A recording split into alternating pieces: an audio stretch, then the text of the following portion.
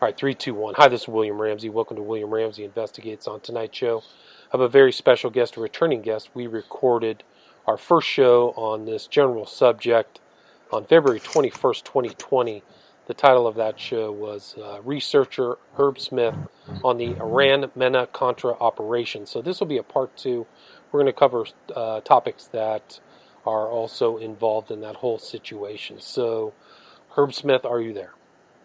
Yes, I am. Awesome. Hi, how you doing? I'm doing well. Thanks for agreeing to these interview and interesting times. So, That's, today is April 4th, so 2020. So we're kind of right in the thick of the whole lockdown. But if you want to just kind of pick up where we left off, Herb, that'd be great, and we can cover some of these topics. yeah, in the last conversation, we talked about the drug running as part of the Iran-Contra affair in Arkansas. And I think what we're going to talk about today is one of the consequences of that is the what's called the boys on the tracks, when they found two young men, Kevin Ives and Don Henry, were found dead on train tracks in August of 1987, and they were laid down soldier style, and it's still investigations supposedly from the FBI are still continuing to this day, and this case hasn't died, as we mentioned in the last episode. The wrestler from the WWF, Billy Jack Haynes, has said he was involved. So he said that in like 2016, I believe, and it's still getting some legs even today. With Doc Washburn, who I believe has a radio show in Arkansas, and there's a YouTube channel called Hannibal TV, which is as a wrestling site, and they've interviewed him as well, just fairly recently. And there's also been other podcasts that have just covered the boys on the tracks as kind of a mystery, murder, true crime story. So it's still recent, and I think Sean Atwood just put out a book, and he's been around the Epstein case and things like that. And the title of his book is Clinton, Bush, and CIA Conspiracies: From the Boys on the Tracks to Jeffrey Epstein. Oh, it even goes into Jeffrey Epstein, huh? Yeah, so I think he added Epstein into that book that he had pre-written, but he's very familiar with the Clinton crimes and was covering that, and then Epstein, kind of blew up.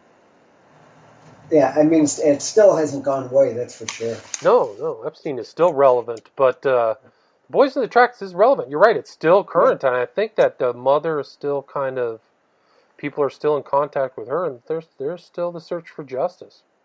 Yeah, it'd be a good time to mention there's a site with the mother, Linda Ives, and Jean Duffy, who was she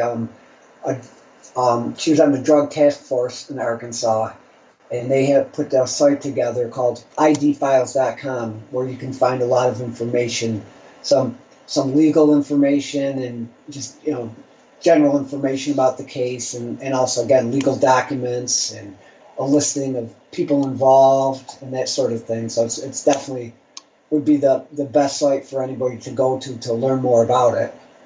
And so just to go through the details, can you talk about, for people who haven't heard of this case, about what happened, the specifics of the boys on what's now called the Boys on the Tracks?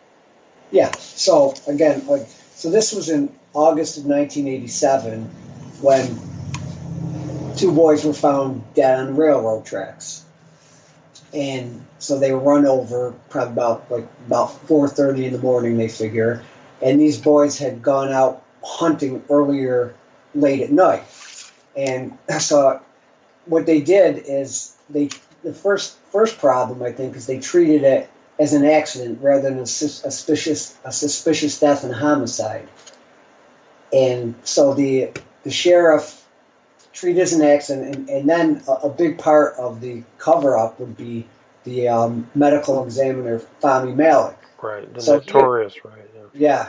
As a matter of fact, he had Clinton's mother was a nurse anesthetist, and she had two cases where people under her care died, and she was accused of negligence, and they had investigations, and it was Malik who cleared her both times. So, of course, Right, and he had so also, I think he had like one guy's body who was found in a dump in pieces. He's claimed he committed suicide. There were all of these outrageous conclusions that came out of the medical examiner's office. yeah, there was actually a citizens group called Vomit, Victims of Malik's Incredible Testimony.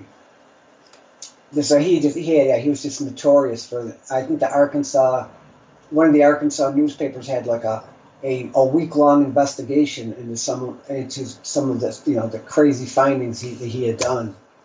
So it was Malik who originally said he changed it quite a few times, but first he wanted to say it was an accidental suicide, and then the parents weren't going to accept that, and then he tried to say it was marijuana intoxication, and then he even tried to say the conductors didn't stop the train on time, and then he should have said maybe they were taking marijuana. Like this guy's like just The story changed over and over. Yeah.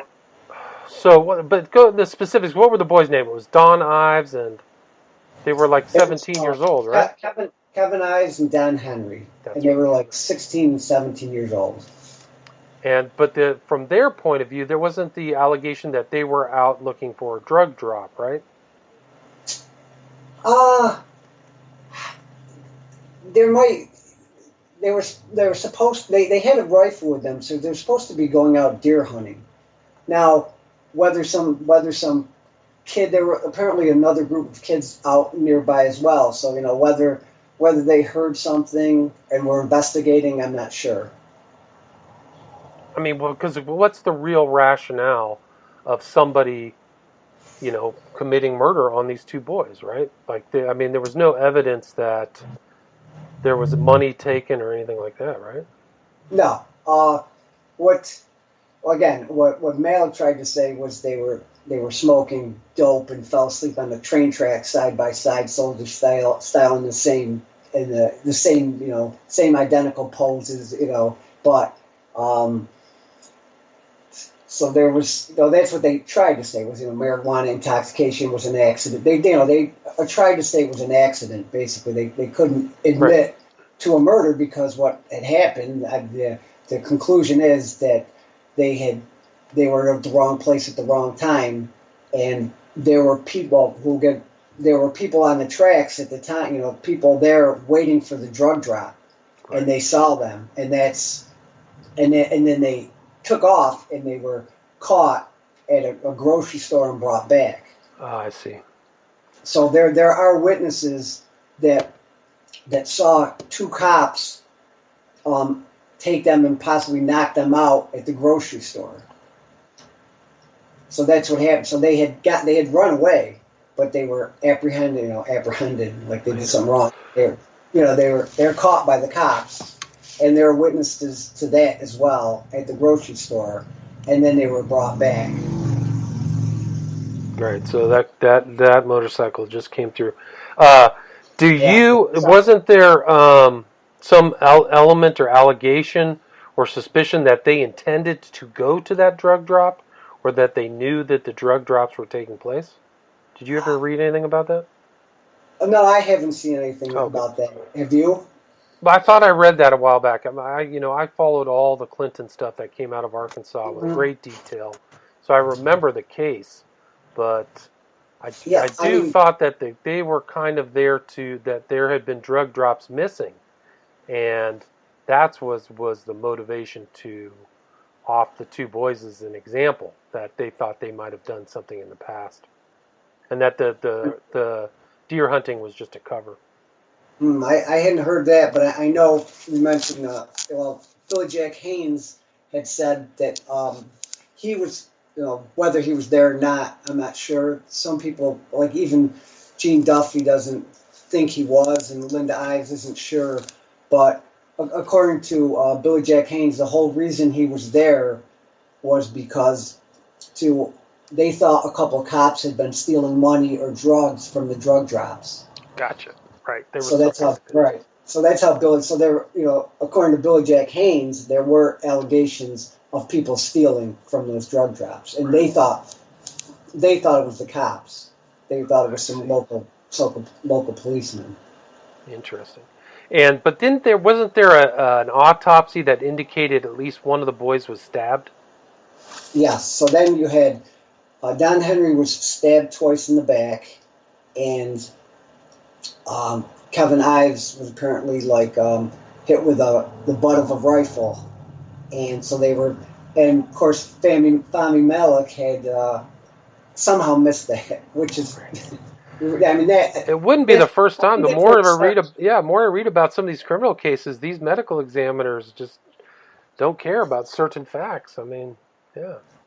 Yeah, I think it definitely starts right there, because why would Malik rule that if he wasn't under some type of pressure? Certainly, he wouldn't have taken it upon himself to issue an outrageous ruling like that if there wasn't something else behind him. Right. I mean, he had to have known. There's no way you would just do something like that on your own. And obviously, you can't miss. You could not have missed the that one. One was stabbed, and one, his face was disfigured, and in the blood, their lungs, and so when, of course, the families didn't accept it, and that's when they got the bodies exhumed, and then they got the autopsies which showed the stab marks and the injury to Kevin Ives' head or back of the head with what they figure is like the butt of a rifle. Gotcha. Right. So showed evidence of some type of torture and assault before the train. And so then what happened after that? I mean, it's been a long kind of saga, hasn't it? Yeah. So it took them, I believe, another year before they got the bodies exhumed. And so in '88 they started. They actually were able to get grand jury hearings into their deaths. But the first problem with that is the grand jury. It was basically run by Richard Garrett and Dan Harmon. And Dan Harmon, unbeknownst to Dan Harmon, told Linda Ives and probably Don Henry's parents that they were going to solve this case. Well, it turns out that Dan Harmon was there that night on the tracks. Oh, wow. Right. Yeah, there's two witnesses that put him in. I think Billy Jack Haynes also. Again, some people aren't sure about him or not, but there's like three witnesses that put Dan Harmon, if you include Billy Jack Haynes, there are three witnesses that put Dan Harmon at the scene of the crime. So I guess it only makes sense. He's the guy that pretty much steered the grand jury investigations, and that's when people started showing up dead during the grand jury investigations as well. Okay, and who died? Who died during the investigation? There were 8 deaths, if I could find it for there. At least eight deaths happened like during the grand jury investigations or shortly thereafter. I can, if you want me to. Yeah, if you can look into that. Wasn't Harmon kind of part of the Clinton network? I thought he ended up going to jail. Yes, he did. He first when he was a prosecutor, he became prosecutor, and he first in like '91 he had a tax evasion suit against him, and he had spent 18 days in jail because he wouldn't take a drug test. But then later on, in the 90s, I think 1996, he had racketeering, extortion, and drug charges. And he was sentenced to 10 years, and he served 9. And then when he got out, he got in trouble again with more drug charges. Yeah, he just couldn't stop, yeah. Yeah, he can't. He looks like, if you look at him on the ID files page, at least the picture in 2018, he almost looks like a homeless guy. He's really fallen on hard times. In one way, it's kind of surprising that you would have an operation like this and have a guy that's just so damaged. And I'm kind of surprised he's still alive, actually, because I don't know, he just seems like that's not the type of guy that really needs to be around. He's a loose cannon. He's just not a guy that, you just think some of the guys, some people have done better, under this. He's one guy that did not fare well. Initially, he did, but he did not fare well after this. And he's just kind of out there on his own. I'm like a drifter practically. It seems Right. like. Well, what in 3 years from they died in '87. The Clintons became. Bill Clinton was president in '92, right? Right. And when was he last governor? What didn't he go from the governorship right into the presidency? See? Yeah, I Yeah, believe that's right. so. Yeah. So, and then he fired quite a few judges when he became governor, or president. So he had, you had Bush initially, and then you had Clinton. Two of the people that are probably the biggest hand in the Iran-Contra Mena affair, Right. and they were both presidents. So, and one of the things, so the investigation, the grand jury investigation into their death did rule that their deaths were murder. Gotcha. So that they did actually rule, but then they wouldn't. I mean, you're a lawyer, you know more about it than I would, but apparently their findings, they weren't allowed to present their findings publicly as far as the investigation. Right.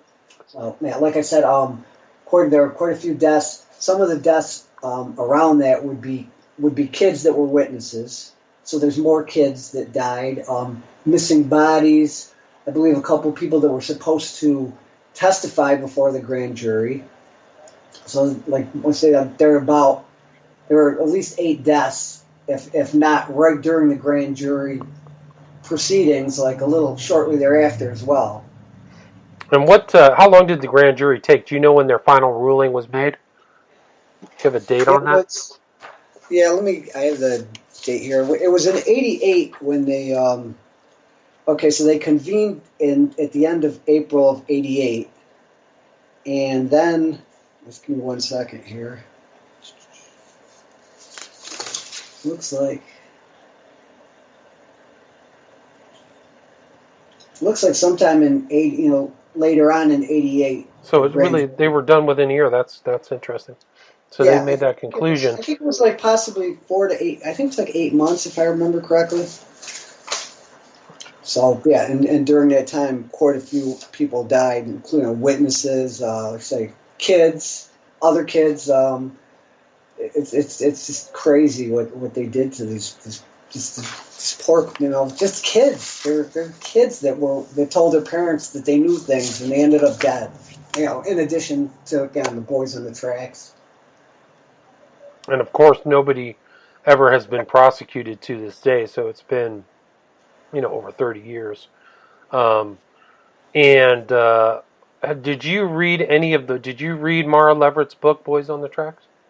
No, I didn't. It was always out of print, and I couldn't get to it. And then actually, I know when you said, and I know it was a good book, but when she wrote something about the Arkansas, what is it? West Memphis 3, Devil's Knot. West Memphis 3. Yeah, Devil's Knot. And you've told me about it, and I followed you, and I knew you weren't happy with what she wrote about it, so that kind of discouraged me a little bit from getting her book. And it was hard to find as it was anyway. It was out of print. And then who had a lot of those books actually was Victor Thorne on his site. And then interesting. When he died, I couldn't get it anyway from his site. That's where I got a lot of my books I had gotten from his site. And he was either murdered or committed suicide 2016, and that was during the whole election cycle. Yeah. But he looked into everything about the Clintons. He knew so much about all their stuff, not just the Boys in the Tracks, right? Right. Yeah. Like I say, he had 3 volumes of books on Hillary and Bill, because that was during the. Actually, I think he wrote that. I think it was during the first. It wasn't for. Okay, he wrote it in 2008. When Hillary was running the first time, right? So those books, and he had it in sex, drugs, and murder. So he had a whole chapter on the boys on the tracks. Right. So he knew everything. I mean, I think he knew. He had the volume 1 sex, volume 2 was drugs, and then murder. Right. Yeah. That was volume 3. So. Those are very well-selling books too. I mean, that guy was very. He's very prolific. He wrote tons of Yeah, books. yeah, he really did. He wrote a lot. Yeah. The the Clinton books are pretty. He uses a lot of mainstream sources in the Clinton books. Interesting.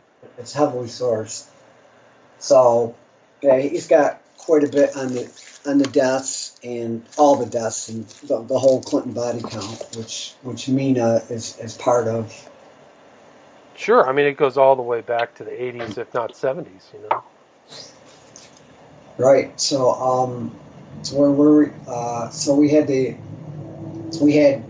prosecutor Dan Harmon, who was involved, in the murders on the tracks that night.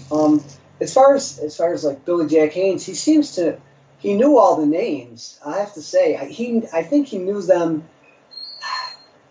I don't know if he was there that night. Like Gene Duffy doesn't seem to think so. But when I listened to him talk on the Doc Washburn show and the Hannibal TV, he rattles off names like it's not. I don't get the feeling he just researched it. I get the feeling he met those people because he just knows it. He knows Dan Harmon, another guy involved is Richard Garrett, and I mentioned Richard Garrett. He knew about Keith McCaskill, who ended up being murdered. That was the only murder that was solved, allegedly, at least. One guy had done 10 years for his murder. Keith McCaskill was on the tracks that night. There's a couple of conflicting stories about whether he was there originally or whether he actually was told when at the grocery store and then went there after.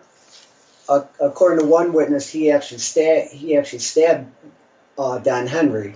Interesting. And which is kind of weird about Keith McCaskill is that he went to Richard Garrett, and then he found out he went to the wrong. He went to Richard Garrett, who was conducting the grand jury investigation, and then he told people he was going to die, and he went to the wrong person.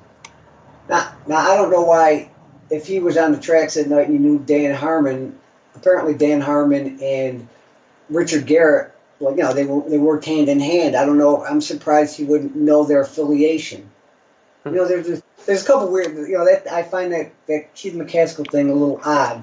But another thing about all those deaths were happening during the grand jury investigation, and according to Harmon and Garrett, they had no relation to the murder investigation of Henry and Ives. Gotcha. So they basically had all these. You had all these. McCaskill was the only out of those 8 deaths. McCaskill's was the only one that was solved. Fascinating. Yeah, And but they were all unrelated, according to the prosecutors. Sure. I mean, that sounds like the standard story that would come out of Arkansas at that time. I mean, you had some of the security detail. A lot of those guys died. A lot of those guys said, I'm going to get killed, and ended up dying. There was all kinds of dark actors and things going on in Arkansas at that time. This is incredible. What do you think? What is your opinion of what happened that night when the boys were murdered? I think it was like we pretty much said, that they came across a drug drop, and not only did they come across it, they came across it when the people were when you had cops and Harmon when they were there to receive the shipment, and they didn't want witnesses. They were chased.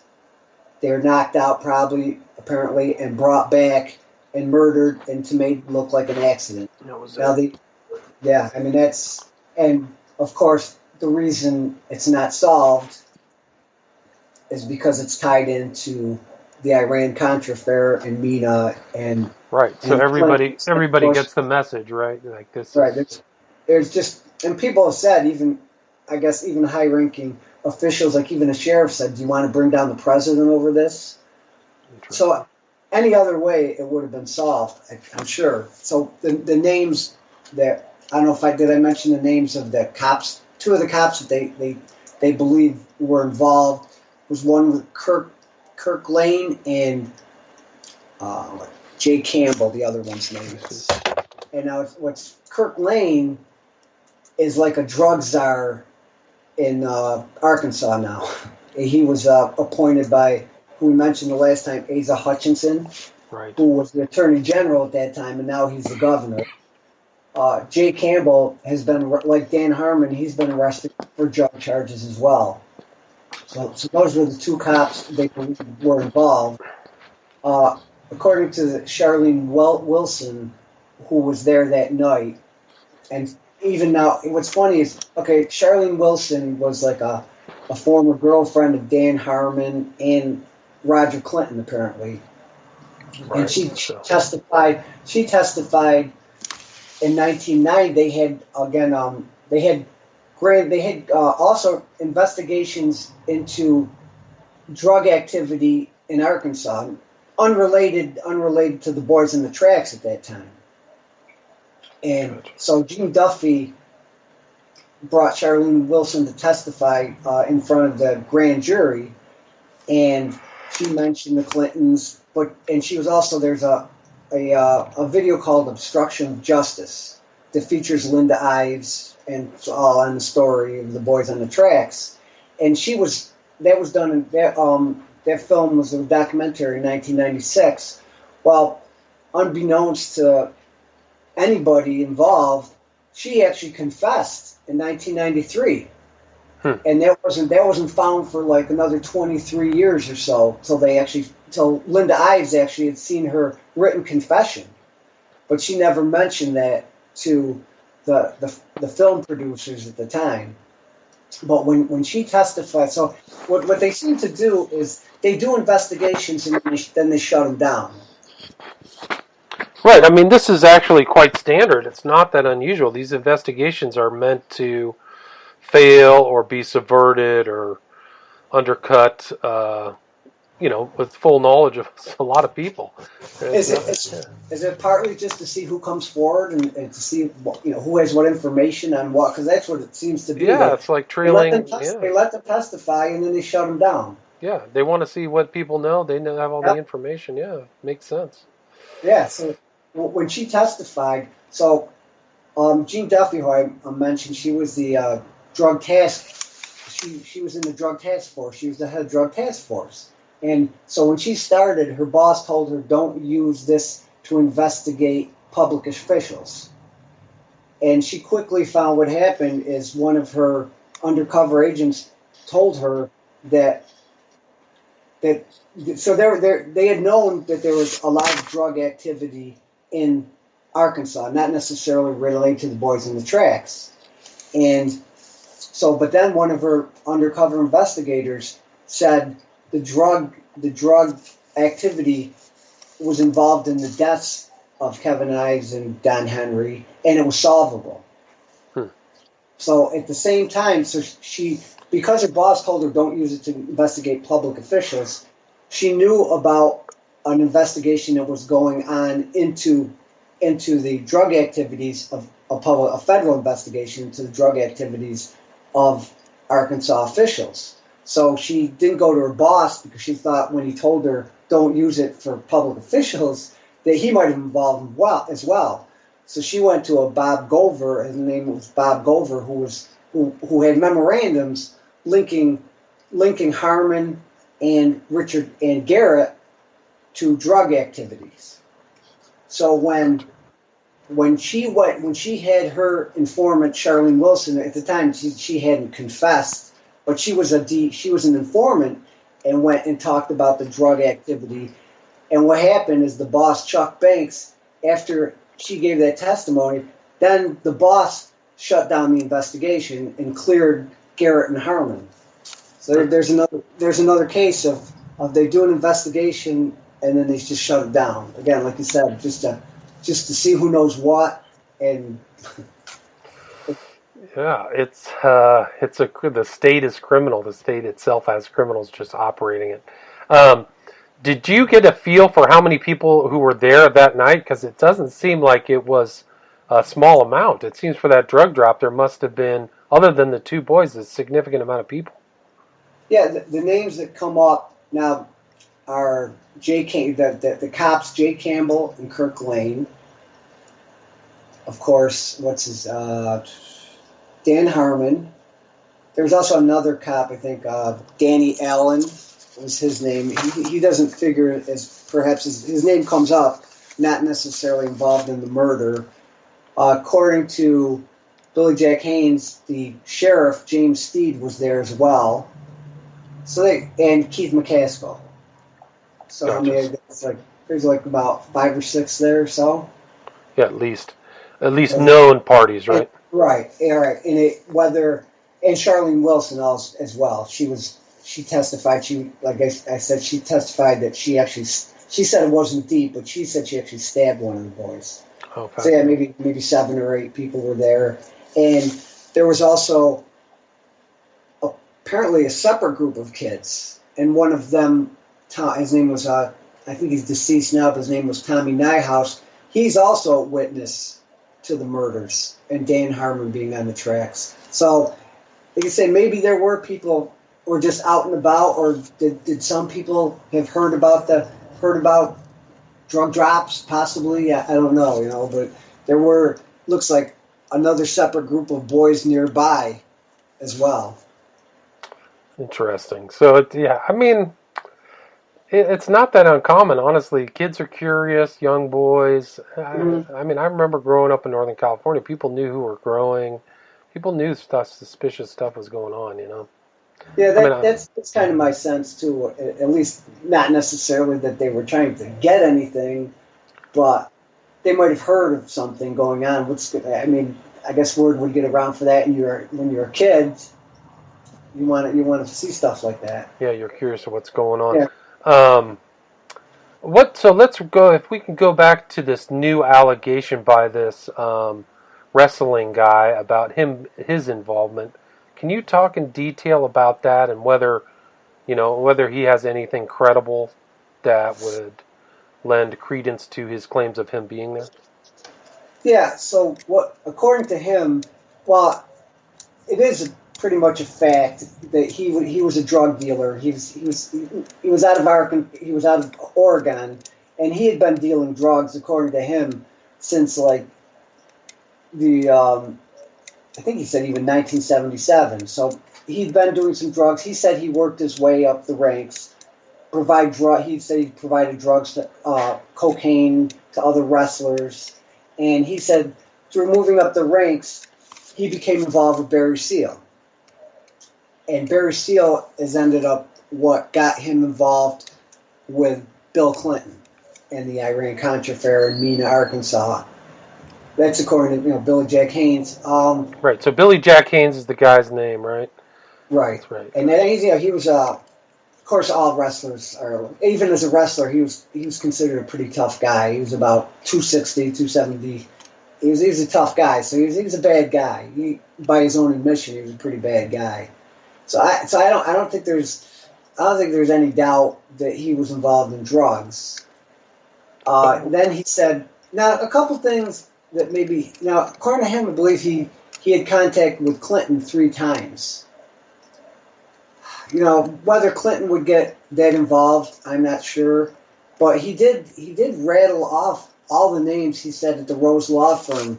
He met all those guys, and he'd say their names like he knew them. But the Sheriff James Steed, he mentioned Jay Campbell, Kirk Lane, Richard Garrett, Keith McCaskill, like Dan Harmon, like he knew all those guys, and I just didn't get the sense.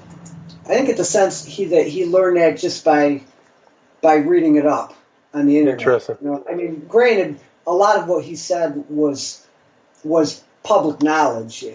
Anything he could find out what we could find out, but I just don't. I do get the sense that he's credible. I really do believe he's met these guys. If he wasn't on the tracks, I'm not sure. Again,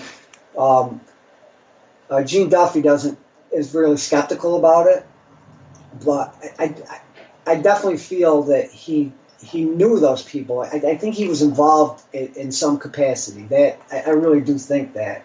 And he did go to meet Linda Ives. Now would a guy that wasn't involved do that? Like even being a wrestler, you're going to meet the parents, or the mother, or the parents of someone whose death you were involved in. I mean, that's pretty gutsy if you're not involved in it. It's gutsy if you are, let alone if you're not. I don't know what he would stand to gain from doing something like that. What did Ives? Do you know what the mother thought about her meeting with him? There are pictures of them together, so I think initially, I think she was. I think initially, I get the sense that she definitely wanted to hear from him and find out more. But I think as time went on, I think she's more skeptical now. And certainly Gene Duffy is, and they work together. So I think if one is, the other one would be. And now one No, thing that go kind ahead. of bothered, one thing that like a little bit I think is, so the reason Billy Jack Haynes ended up on the tracks was because he was supposed to, again, I think I mentioned they they thought cops were stealing either money or drugs from the shipments, and Billy Jack Haynes was there to kill them. I see. Gotcha. Now, what's kind of funny about that, so he had a match like a few days before, a wrestling match, and he got a note saying there was an emergency he had to call about his father, I believe. And it turns out it was about going there to take care of the cops that they thought were stealing the shipments. Now, according to Haynes, he said Bill Clinton contacted him personally. It was like he got a note, and he called Bill Clinton, and Bill Clinton's the one that told him what he had to do, and he contracted him for $50,000. You know, I don't know, but I find it. I just don't think that these guys, like Bill Clinton, would personally do it myself. It seems odd that he would want to even have a face-to-face conversation with somebody like that. Exactly. So they could be why they're suspicious of Haynes a little bit, and I don't know. Again, I'm not saying for sure that he's lying, but things like that. See, those guys have they always keep plausible deniability. They don't get involved as much in the day-to-day operations, and in that regard, that seems a little odd to me. Yeah. Again, Seems odd. Do you know if Billy Jack Haynes, was he involved in any other criminality? Did he ever get arrested, or was he involved? I mean, you said he was involved in drugs, but did he ever get arrested for anything or spend time in jail? No, not that I know of. But he, according to him, he's beaten some people up. He said he's done some bad things, but he never was arrested for it, to my knowledge, and he never said anything. Apparently, got away with the drugs as well.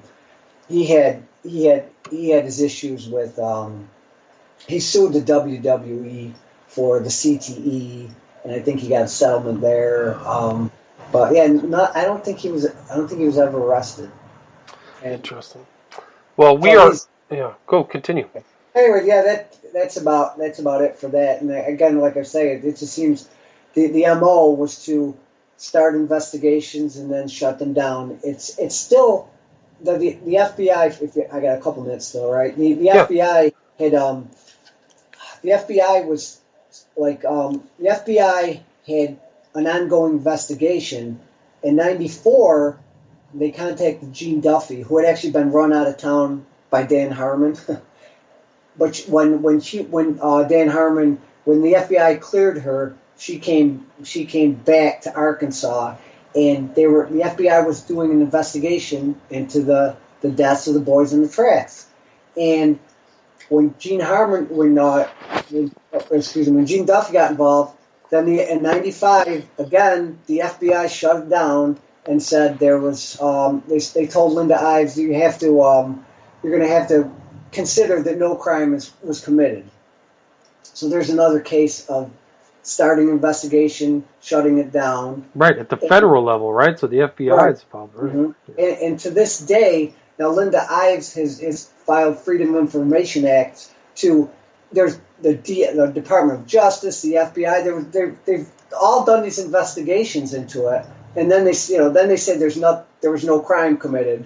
But in the meantime, they also say it's an ongoing investigation, and that's their justification for not giving Linda Ives the documents she's requesting. Right, so it contradicts it, right? So they accept the conclusion of Fahmy Malek, but then also say it's still under investigation. It's still open, Right. so it seems like they cover all their bases. And that story was suppressed as well. The Boys on the Tracks. It was never really a national story, if my memory serves me correct. You kind of had to dig through.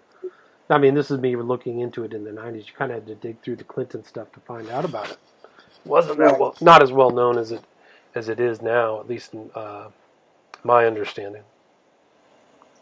But the Clintons, you got to remember, they're the ones in power, '92 to 2000, right? So, Right. and after Vince Foster got murdered, the next day they got a new head of the FBI.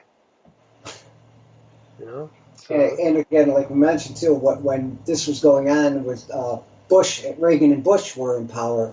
Reagan and Bush were in power. Right.